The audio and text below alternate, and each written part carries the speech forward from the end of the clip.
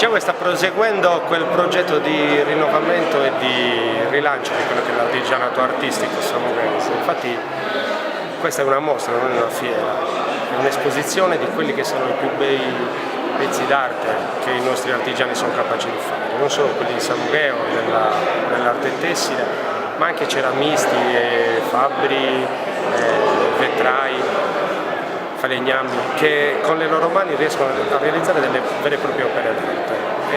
Vale la pena visitarla,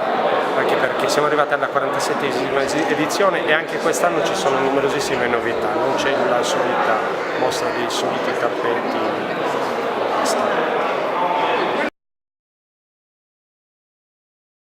Il libro Bragas e Quintas, che è uno studio su quelli che sono su tutto il vestiario di